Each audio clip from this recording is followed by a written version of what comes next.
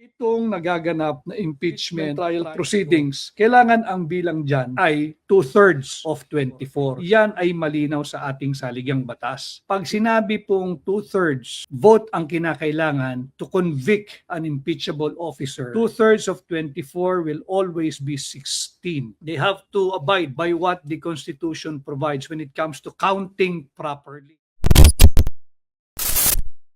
Yung magaganap na impeachment trial, yung botohan, whether to acquit or convict yung impeachable officer, in our case now, si Vice President Inday Sara Duterte, at pagdating po sa usaping charter change or CONAS. Malinaw po iyan. Malinaw yan sa ating, tanggalin nyo na yung 1935 ba? Meron kasi mga bendalo dyan, pinipilit na yung citation nila ay yung 1935 Constitution. Sus Mariosep, nakailang sali na po tayo ng saligang batas. Pinipilit pa rin pati ng ibang mga miyembro ng mababang kapulungan. Laging binabalikan yung misunderstood at misapplication of the Abilino-Cuenco Doctrine that was decided under 1935 Constitution. Ulitin natin yung First Philippine Republic, yung Malolos Constitution, yan yung unang-unang constitution. O tapos napalitan yan, di ba, nung 1935 Constitution, nung Commonwealth, nung tayo'y kolonya pa ng Estados Unidos. At nagkaroon ng digmaang pandaigdig pangalawa, yung World War II, yung ikalawang pandaigdigan digmaan o World War II, nagkaroon tayo nung 1943 Constitution, yung Second Philippine Republic, sa ilalim ng bansang Hapon, kasi nasakop nga tayo Natalo sila ng World War II. Bumalik yung ating sistema under the operation of the 1935 Constitution. Pagkatapos niyan, pumasok na yung 1973 Constitution. Yun na po yung panlima. At pagkatapos niyan, yung 1986, nagkaroon ng revolusyon, Proclamation number 3, yung Freedom Constitution. Maiksi lang ang tinakbo nun, yung Freedom Constitution, bago isinilang itong 1987 Constitution. Kaya yung mga nagpipilit pa ng mga ganong citation, wag nyo nang gamitin yun. You have to move to the present. 1987 ang ginagamit natin. Ngayon, sinunod nila yung alituntunin at diwa na ipinapahayag ng 1987 Constitution. Maraming salamat. Dapat naman. Sinasabi ko naman, kung tama yung gagawin ninyo at hindi labag sa Constitution, wala tayong pag-usapan. They got the majority of 24. Naging 13 na sila, so they got the Senate presidency. Wala tayong debate na ron. Dalawa pa yung dadaang napakalaking bagay. Itong nagaganap na impeachment trial o impeachment trial proceedings diyan sa Senado. Kailangan ang bilang diyan ay 2/3 of 24. Yan ay malinaw sa ating saligang batas. Dito natin susukatin kung weaponize nga ba ang Senate o perception lang at maling perception ng taong bayan. Pero para lang po sa inyong gabay sa inyong lahat, pag sinabi pong 2/3 vote ang kinakailangan to convict an impeachable officer na nandiyan ngayon sa Senado at sa gaganaping impeachment trial, yung 2/3 po niyan ay 2/3 of 24. 2/3 of 24. It cannot be lower than 24. 2/3 of 24 will always be 16. Kahit pa ikulong mo lahat ng gusto mong ikulong sa Senado. Pag nagbilang ka ng 24, 2/3 ng 24 ay 16. Kahit ikulong mo pa yung mga senador na nais mong ikulong. Tanong, pag ikay ba'y ikinulong dahil kinasuhan ka ng isang non-bailable offense, hindi ka na ba senador? Hindi, senador ka pa rin sapagkat meron kang presumption of innocence. Malinaw yan sa Article 3, Section 14 ng ating saligang batas. Malinaw yan, di ba? Meron kang presumption of innocence until proven otherwise. So, yung mga nakulong o makukulong, nauna na dyan, sinakripisyo. Nung sabi nga sa inyo, Patriot 13 ba talaga? Nagbaliktaran na yung dalawa, isinakripisyo yung tunay na nanindigan, si Senador Jinggoy Estrada. Pwede niyang pinili sana yung mas magaang na buhay yung mas convenient sa kanya at kanyang pamilya at mga mahal sa buhay, babaliktad ka lang naman, sasama ka doon sa mayorya, hindi ka na makakasuhan. Hindi ginawa ni Senador Jinggoy Estrada yan. Hindi dahil para kay Inday Sara Duterte, kung hindi para sa bansang Pilipinas at para sa Pilipino. Nakita niya na sinasalaula na at nasalaula na yung ating saligang batas. Wala nang rule of law. Kaya umaasa siya na yung kasama niya doon sa original 13. Ayun, ayaw talaga tayong ipagtuloy-tuloy, pero dito ko makikita na talagang you are 100% with me. Libo-libo pa rin ho yun nandito sa ating kasama. Tama si Eva, pangatlo na yan.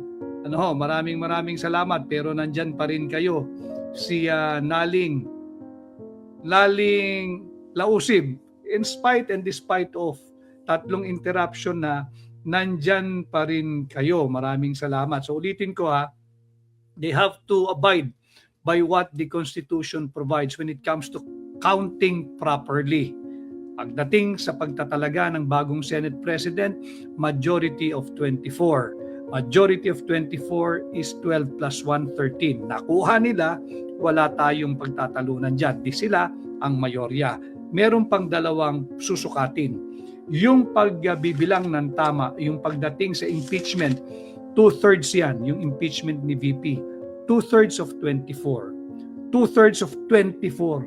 Immutable yung 24 pagdating sa pagbibilang sa impeachment. For them to get a conviction, kinakailangan 2/3 of 24. It cannot be 2/3 of 23, 2/3 of 22, 2/3 of 21, or 2/3 of 20. No. It is moving the goalposts. Bawal yan. 2/3 of 24, 16 ang kinakailangan. At dito sa mukhang luto na ang SONA, at baka dyan ipahayag na magkakaroon ng charter change gamit ang CONAS, yung Constituent Assembly. Pag tayo ay mauuwi sa CONAS, gabay ko lamang sa inyo para hindi kayo mabudol, hindi kayo mag-gaslight. Kinakailangan dyan 3/4 na boto ng Senado. Pag sinabi mong 3/4 ng 24 pa rin. Hindi mo pwedeng ibaba pagbibilang ng 3/4 ng 24. Hindi pwedeng 3/4 ng 22, 3/4 ng 20. Dapat yan ay 3/4 ng 24 o 18. Kinakailangan ang pagsang-ayon ng 18 senador para magkaroon ng CONAS. Pagka hindi nakuha yung 18 senador na pabor dyan sa CONAS na mainit na pinag-uusapan, hindi maaring matuloy yan. Tanong, paano ba ang botohan? Voting jointly, ang mababang kapulungan at ang Senado, o voting separately? Voting separately. Hiwalay ang botohan ng mababang kapulungan, hiwalay ang botohan ng Senado. At pagdating sa Senado, para mabigyan daan ang CONAS, tatandaan ninyo mga kababayan na 3/4 ng 24, kinakailangan 18 senador. Kahit may makulong pa, hindi nangangahulugan na hindi nakasali yung nakulong o makukulong pang mga senador. Bakit? Sapagkat tatlong bagay lang ang kinikilala para magkaroon ng pagkakaroon ng vacancy or bakante sa Senado. Yan ay pagka mayroong namatay, wala namang namamatay, pag mayroong nag-resign, wala namang magre-resign, at pagka mayroong na-expel. Ngayon, baka tatrabahuhin nilang magkaroon ng expulsion. Mahaba pa rin yun.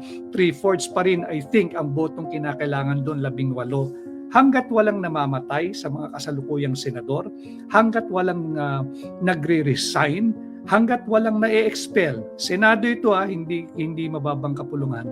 Ang bilang sa impeachment, tatandaan ninyo, 2/3 of 24, kinakailangan 16 votes to convict Vice President Inday Sara Duterte. Pag walang 16, acquitted siya. Yung hindi magpapakita sa araw ng botohan, bibilangin yun as a no vote. Yung mag-abstain, no vote. Kinakailangan positibong 16 yes para makonvict si Inday Sara Duterte. Kung pag-uusapan naman ang charter change through CONAS, gabay lamang sa inyong lahat para hindi kayo mabudol at hindi kayo malinlang.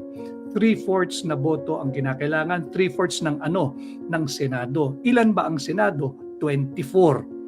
3/4 of 24 is 18. Gabay lamang ito sa inyong lahat para bago dumating yung mga araw na yan ay alam na ninyo, guided na kayo. Masusukat natin kung weaponized nga ba talaga ang Senado o ito lang yung perception na nabubuo dahil nga sa nangyaring pambabraso nitong mga nakaraang araw. And we are not passing any judgment yet, pero tingnan natin ang kanilang body language. Kung ipipilit nila na yung 2/3 is lower than 24, lokohan na yan. Lokohan na yan. Nasa sa inyo na kung papayag kayo. Nasa sa inyo na sambayan ng Pilipino dito sa Pilipinas, Luzon, Visayas at Mindanao, Pilipino sa iba't ibang panig ng mundo, nasa kamay na ninyo. Yung mga kabataan, nasa kamay na ninyo. Anyway, kayo naman ang magmamana ng ating bansa, pati ang hindi lamang ang ganda nito, pati ang problema nito. Kung nasa sa inyo, kung pahihintulutan ninyo. Ulitin ko sinunod nila. Yung tamang batayan, yung 1987 Constitution, malinaw yan. Pagka boboto ka ng bagong Senate President, kinakailangan mayorya ng 24. Sinunod nila. Nung una, alam nila bulilyaso Bendalo sila Bendalo sila. Kaya nga senators fake win Because you cannot be a real winner nang hindi ka nananalo ng alinsunod sa ating saligang batas. Bendalo yan. Si Bendalo yan. O hindi ka naman angkan ni Bendalo, so hindi tayo dapat susunod sa pagbebendalo. Inulit nila yung botohan. Ano ibig sabihin nun? For me, it's an admission na mali yung una nilang pagsalampak na sila daw yung mayorya at talagang mali yung kanilang pagbibilang na ang mayorya ng 24 ay 12. So tinama nila yon, wala tayong magagawa. May mayorya sila sa kasalukuyan. Moving forward, dapat sundin din nila yung malinaw na isinasaad ng ating saligang batas pagdating sa pagko-convict or acquittal ng isang impeachable officer na sasailalim sa impeachment trial diyan sa Senado. Yung senator judges na magko-convict kay VP Inday Sara Duterte dapat 2/3 of 24. Ulitin ko immutable yung 24, hindi pwedeng lusawin, hindi pwedeng baliwalain, hindi pwedeng isang tabi. Yung 2/3 niyan ay 16. Ngayon may presiding officer, hindi raw si Sherwin Gatchalian, kundi si Chis Escudero. Alam naman niya, abogado yan Ngayon, bendalo rin siya pag binaba niya yung 2/3 ng 24. Bantayan natin yan. And finally, yung sinasabi ko nga yung sa CONAS, pag charter change, ang sukatan ng bilang dyan, 3/4 of all the members of the Senate. All members meaning 24. No, para lang po hindi kayo mabubudol, ako ay ginagabayan ko kayo. Pagka ang may magkokomento po, may nakakulong hindi sila dapat isama sa 24. Budol po yun. Gaslight po yun. Ginagawa po tayong mangmang na mga yan. Malinaw yan, 3/4 of 24 para matuloy ang kanilang sa mga plano na magkaroon ng CONAS o yung Constituent Assembly para magkaroon ng charter change. Dapat yan, 3/4 of 24. Ibig sabihin, 18 senador ang dapat sumang-ayon. Kahit pa may makulong, 3 pagkakataon lamang ang kinikilala ng ating batas para magkaroon ng vacancy o para magkaroon ng bakante sa Senado. Yan ay unang-una, pag may namatay. Ulitin ko, wala pang namamatay, lahat sila buhay. Pangalawa, pag mayroong na-expel. Kung may sinipa sa Senado. At yung huli, kung mayroong nag-resign. In any of these 3 instances na kinikilala ng batas, wala po dyan. So ang bilang pa rin, pagka naghahanap ka ng 2/3 of 24. Pag maghahanap sila ng 3/4 of 24, nothing more, nothing less. In fairness to them, hindi naman natin pwedeng dagdagan, di ba? 3/4 of 25, 3/4 of 26, 2/3 of 25 or 2/3 of 26, hindi. Immutable yung 24. So ito yung nabubuong perception ng sambayan ng Pilipino na weaponize ang ating Senado. Tingnan natin kung paanong direksyon ang tatahakin nito going into the very important impeachment trial because pag nagsimula na yung trial proper, it is not only the Vice President that will be on trial. It is also the Senate that will be on trial.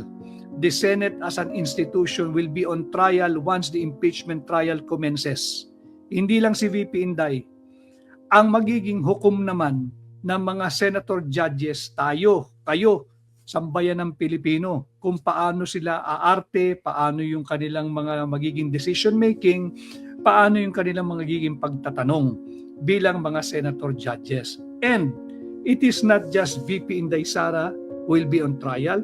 It is not just the senator judges and the Senate as an institution and the Senate as an impeachment court that will be on trial. It will be the Philippines. It will be the Filipino people who will also be on trial. Tingnan natin kung anong magiging reaksyon natin kung sa papayagan natin na magkakaroon ng pagsasalaulak ng ating saligang batas at ng any and all conceivable applicable laws or law or laws na gagamitin diyan sa impeachment trial. So, yung mga kabataan, ultimately, yung mga kabataan, ako'y nananawagan sa inyo, yung mga nasa senior high school, yung mga nasa kolehiyo, yung bagong graduate lamang, yung mga bata nating professionals, batang manggagawa, batang mga negosyante, eventually, you will be the one to judge kung saan ang direksyon ng ating bansa.